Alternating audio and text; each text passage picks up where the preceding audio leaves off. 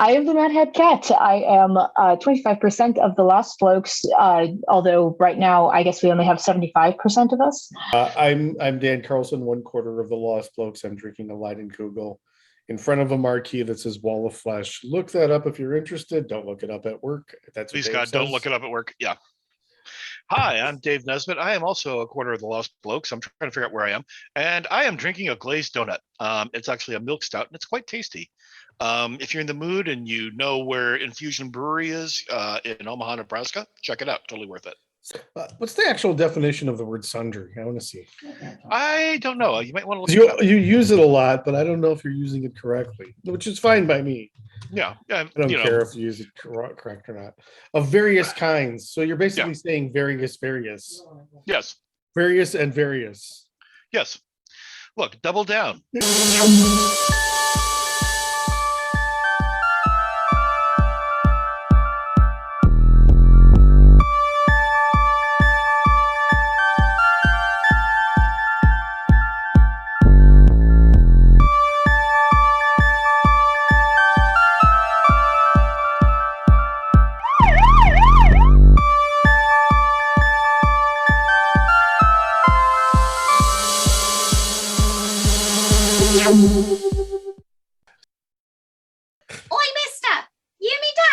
I am very pleased to tell you, my brothers, that we've done it. We have finally synthesized riboflavin-flavored, non-carbonated, polyunsaturated blood, or as we will be marketing as, for ease of speaking, nectarine. I advise to drink it warm. Cold, it is disgusting, and it is slightly less palatable. So I have also created specifically for this a Bloke's signature cocktail. Oh, let's see that. Using the nectarine. Mm-hmm. We have in here some very funky, overproof rum. Ooh. We have some liquor 44. Oh. We have some orange juice. We have some banana sipping cream to get like a little bit of, the abandoned, dusty vampire town feel to it. It came in a mason jar. It looks very Appalachian. And then a little bit of orgeat, which is like almond syrup mixed together with the nectarine. We shall see if it is a monstrosity. A minute. It looks quite tasty. It's great. We will definitely be able to subsist on this for centuries to come. Lovely. I'm excited. Are you excited? Has anyone else ever watched True Blood? Yes. There's a faction of vampires in True Blood that are attempting to get along with humans and not kill them, and they have a synthesized blood serum that they drink in this in this orange juice type container that says True TRU blood. And so that's where the name comes from. Yeah, and I see. And there are a whole lot of vampires in the group that don't want to subsist on this beverage. They want to drink human blood. I want the real thing. It is Sundown Vampires in Retreat. The Vampire in Retreat. The Vampire in Retreat, as though we are watching a nature documentary. Yes. Okay, Sundown, the Vampire in Retreat. Literally, my light falling down and turning red. Scary stuff. It's okay, though. It's okay, because I will use it to fuel the terror. The terror that is Sundown, the Vampire in Retreat. Yes. So we have kind of three main factions in this movie. We have the humans who are unwittingly entering this town that is full of what are basically not really reformed vampires, but vampires that are trying to change with the times, get caught up to history, coexist with humans. They're not going out and, just hunting willy-nilly. No. They are trying very hard to create a synthesized blood that they can subsist on so that they can keep living, but they can also not be participating in the more gruesome of the vampire activities, because apparently all of the people who have come to this town at the behest of one Count, is it Majulak? Yes. Marjulak? Some of that. I can't. That's not his real name, though. But everyone who's come to the town has said, we are tired. We're tired of the murders. I'm tired of the scrabbling. I don't want to be a part of it anymore. So in order to help make this dream a reality, we enlist the help of kind of a medical engineer of the name of Shane, who used the plans of a friend from college whose name I do not remember. He's a very jealous husband, but generally nice guy. And something goes wrong with the plans.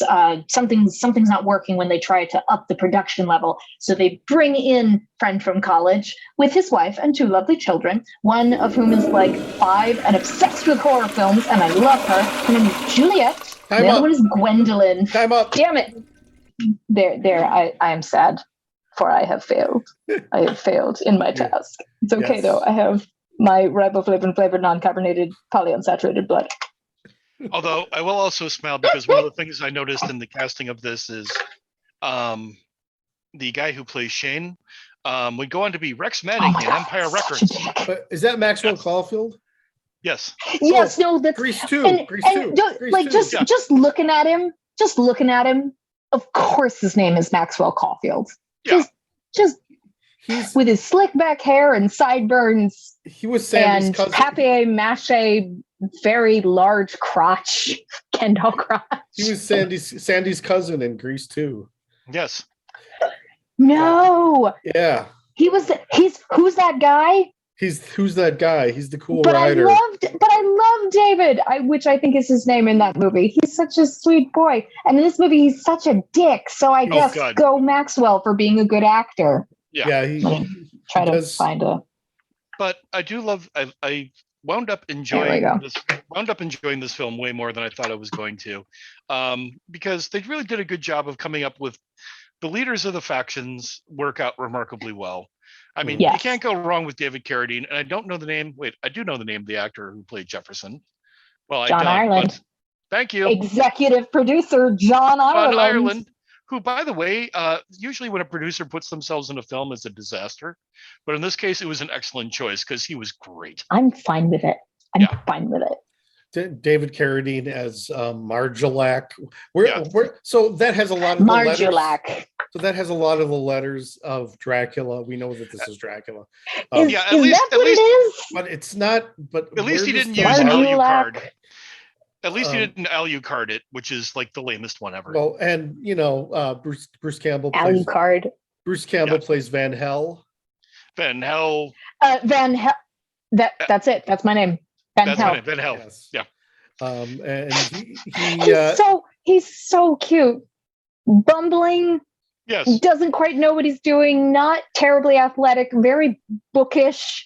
The scene where mustachioed. Bruce just gets to really, really fucking shine in his physical comedy skills in this one. Just being totally taken aback and really fucking nervous around a pretty girl. When he's playing a nerd, it's like Christopher Reeve being the nerdy Clark Kent and Superman. It's like Quentin Tarantino has this big long speech in Kill Bill 2 where he talks about all these superheroes like Spider-Man. Peter Parker is Peter Parker. Spider-Man is his alter ego. Spider-Man is who he is when he's a hero. Right. Same thing with Batman. Batman is actually Bruce Wayne.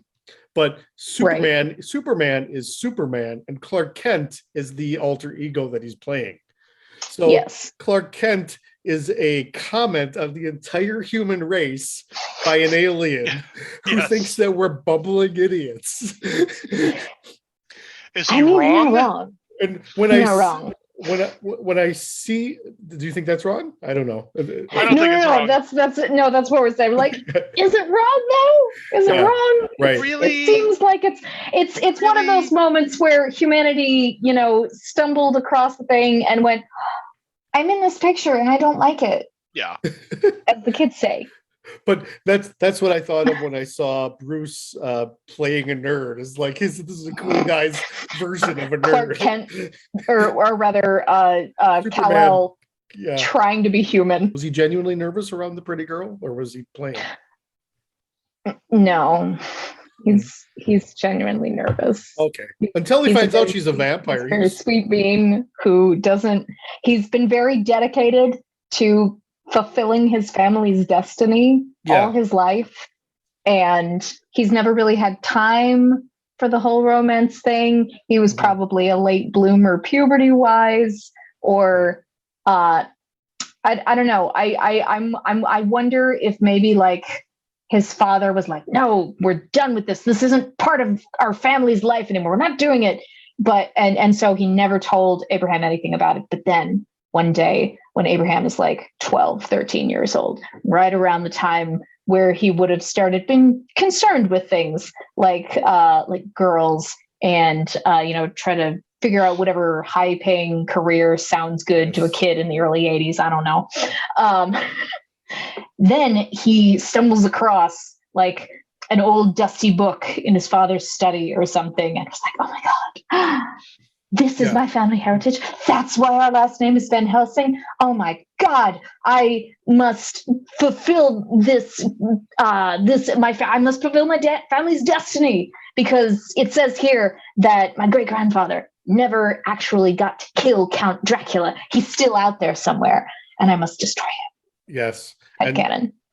Yeah, and all that for a side character. He's not even. God, there's so many subplots in this movie. Sorry, I think I brushed my mic. There are so many subplots in this movie. It's a little bit hard to keep track, but it's okay because, like, I still love them all. Like, I kind of love to hate on the two, like, I don't know, 20-something campers whose friend got beheaded at the beginning of the movie, Chaz, and I don't know, her name's probably Ruby or something. And also, again, I'm just going to go with, let's remind ourselves that their friend got bitch slapped to death, and I applauded. Okay, so, like I said, I had a migraine last night, so what I did was I woke up this morning, woke up from a nightmare, woke up from a nightmare, woke up from a nightmare, woke up from a nightmare, which was not great. Took a little time to chill out. Still wasn't in a great mood. Started watching this movie at about like 9:10, and I was just like a fit of giggles, and I had to be careful so that I didn't wake up Move. I was this movie's gonna be so good because that's how it starts.